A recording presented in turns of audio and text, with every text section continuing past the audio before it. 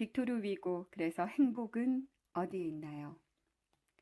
나는 말했었지요. 행복이 어디에 있는지를. 불행하니요. 행복? 오 하나님, 당신이 나에게 주셨던 행복. 행복. 그것은 새로운 생명이 태어나는 것. 덧없는 유년밖에 모르는 것. 지금은 한 방울도 남지 않고 사라져버린 젖이 흐르던 유년. 그 시절은 행복한 나이. 그 시절은, 그 시간은 어둠이 지나는 창공 아래 인간이 가장 아름다운 순간을 갖는 나이. 행복. 그것은 어린아이가 사랑하게 되는 것. 젊은 가슴에 사람들이 한 번도 불러주지 않은 신비한 이름을 간직하는 것. 부드러운 손 안에서 은밀한 말을 가만히 속삭이는 것. 말로 할 수 없는 결합을 온화함으로 받아들이는 것. 흩어지는 물을, 날아가 버리는 구름을 시샘하는 것. 한마디 음성에 떨리는 사랑하는 사람의 가슴을 느끼는 것. 사람들이 좋아하고 질투심으로 따라가는 발자취를 아는 것. 빛나는 낮을 꿈꾸는 것. 밤을 불사르고 비틀어 버리는 것. 무엇보다 영원히 잠들어 있는 나이를 슬퍼하는 것. 여인들의 시선을 받으며 항상 괴로워하는 것. 4월의 덤불, 진홍빛 하늘의 불꽃들 가운데 고통을 견디는 것. 하나의 시선, 한 송이 꽃, 하나의 태양만을 추구하는 것이려니. 행복, 그것은 어른이 되어 질투 어린 손길로 서둘러 꽃잎을 따는 것. 신부의 이마 위에 있는 오렌지들의 꽃봉.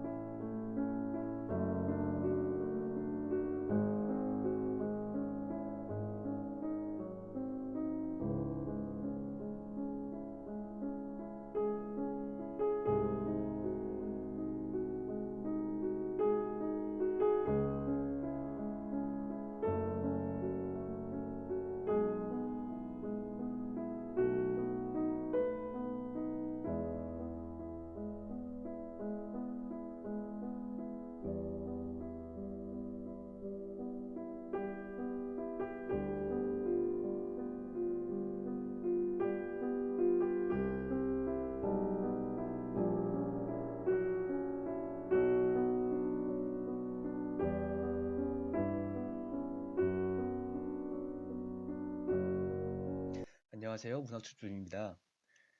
오늘 여러분들의 손에 쥐어드릴 작품은 프랑스의 대문호인 빅토르 유고의 대표작 레 미제라블입니다.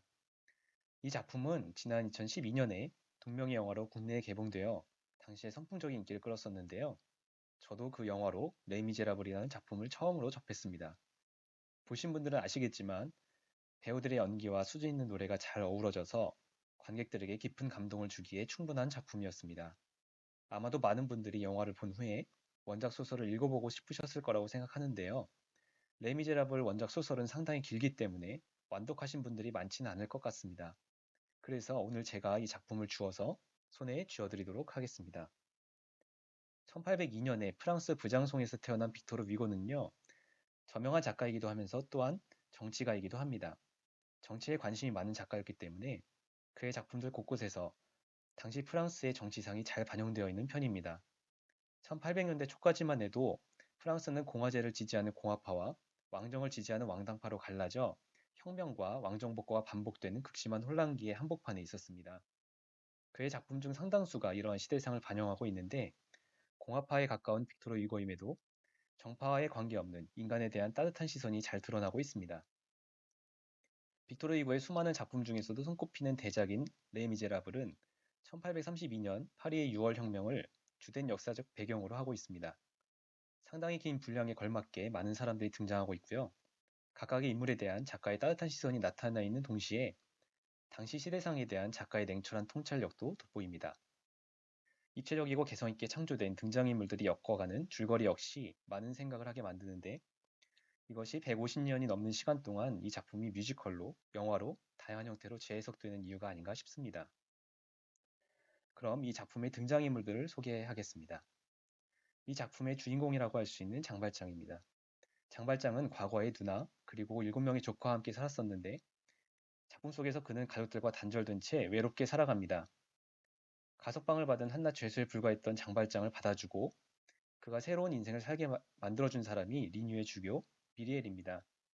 장발장은 시장이었던 시절에 팡틴이라는 여자를 만나게 되고 미혼모였던 그녀의 외동딸인 코제트라는 아이를 위탁받게 됩니다. 코제트는 나중에 커서 마리우스라는 남자를 만나 사랑에 빠지고 결혼까지 하게 되는데요. 마리우스는 극렬 왕단파인 진로르망의 외손자입니다. 그리고 평생을 장발장을 의심하며 그를 법의 심판대에 세우고자 노력했던 경찰 자베르가 있고요. 마리우스는 외할아버지와 달리 공화주의자이고 앙졸라를 비롯한 공화파인 학생 친구들이 있습니다. 최후까지 악당 노릇을 하지만 소설 속에서 사건 전개에 상당히 중요한 역할을 하는 테나르디에라는 남자가 있습니다. 그에겐 5명의 아이가 있는데 마리우스를 짝사랑하는 맏딸 에폰인 그리고 셋째 아들인 가브로시가 주요 인물 중 하나입니다. 상당히 복잡한데 이들 11명이 이 작품 속에서 중요한 역할을 하는 주요 인물들입니다. 그럼 이제 이 작품의 주요 줄거리를 소개해 보겠습니다. 이 작품의 방대한 분량만큼이나 줄거리 역시 길고 복잡한데요. 줄거리를 꼭 알고 싶은 분들도 있을 것 같아서 최대한 잘 설명해 보도록 하겠습니다. 레미제라블 읽어보지 않은 사람들도 장발장이 빵을 훔친 죄로 복역을 했다는 이야기의 큰 줄거리는 알고 계실 거라고 생각합니다. 장발장은 굶주리고 있는 누나와 7명의 조카를 위해서 빵 한 덩이를 훔치다 발각됐는데요. 그로 인해 5년의 징역형을 선고받습니다. 복역 중 여러 번의 탈옥을 시도하다 모두 실패하는 바람에 형기는 계속 연장되어 결국 그는 총 19년이라는 어마어마한 시간을 감옥에서 보내게 됩니다. 가석방된 장발장은 이리저리 떠들게 되지만 전과자인 그를 따뜻하게 맞이해주는 이는 없었습니다. 리뉴의 주교인 비리엘이 마침내 그를 받아들여 수직을 제공하는데 장발장은 밤중에 은식기를 도둑질하여 달아나다가 병사들에게 붙들리죠. 장발장은 끌고 온 병사들에게 미리엘 주교는 자신이 은식기를 주었다며 왜 은초 때는 챙겨가지 않았느냐고까지 합니다. 미리엘은 장발장에게 앞으로 새로운 삶을 살 것을 주문하는데 장발장은 그 직후 시골길에서 어린아이의 동전을 본능적으로 훔치고 괴로워합니다. 이 두 사건을 통해 완전히 새롭게 태어난 장발장은 마들렌이라는 이름으로 몽트레유 시스메르라는 도시에서 장신구 사업에 크게 성공하고 세 번째로 생각해보고 싶은 점은 장발장이 코제트에게 집착한 이유에 대해서입니다. 장발장은 코제트를 테나르디에로부터 구출하고 나서부터 자신의 모든 것을 다 쏟아부어 코제트를 양육하는 모습을 보여주고 있는데요. 특히 작품의 말미에서는 코제트가 장발장의 인생의 전부이자 생명과도 같은 존재가 됩니다. 장발장은 팡틴으로부터 코제트를 의탁받았는데요. 팡틴은 장발장이 어떤